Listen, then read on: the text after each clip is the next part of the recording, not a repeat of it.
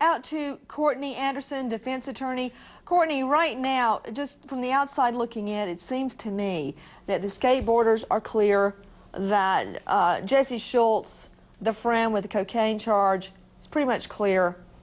Ben Foley is the one that had been to that farmhouse taking photos, artistic photos that he put on his website, where his nickname is Skulls, S-K-U-L-Z.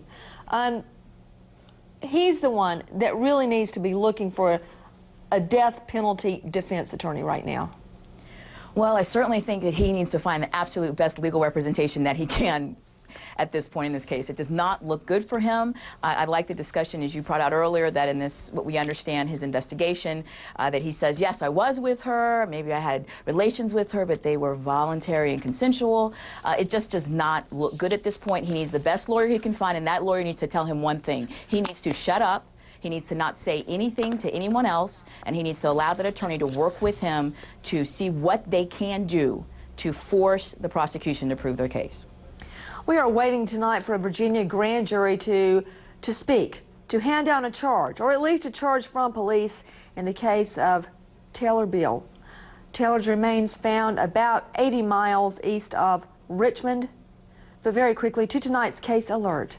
The latest web of lies. One of their sexual deviations. Courtney Anderson, does Russell Van Camp have a case?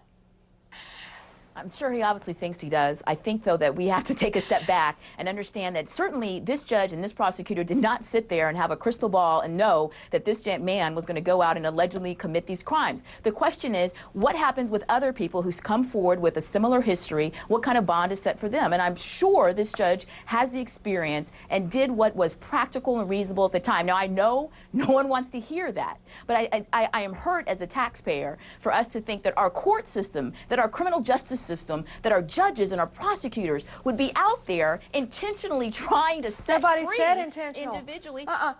Nobody said intentional. This is negligent, if anything. And let me remind you, what do when you don't know a horse? You look at his track record. They knew the guy was a repeat sex offender. So what did they do? Let him walk straight out so he could meet up with this little girl. No, I absolutely agree that our courts do not have the documentation. You and I both know you go to court, you don't have the file, you don't have all the information. We need to put more money into computer systems so that when people stand up we absolutely do. Of we course need the you're right. information. We need the information. Nobody wants, I don't want, you don't want, nobody wants to hear something like we've been talking about tonight. It's just disturbing. It's sick beyond words. So what can we do to arm ourselves instead of afterwards reactionarily? If this lawsuit is successful, what can it change? Andy, you know, I know, everybody that works in the system, Andy Kahn, knows that it takes about 50 strokes of the computer to find out somebody's criminal history.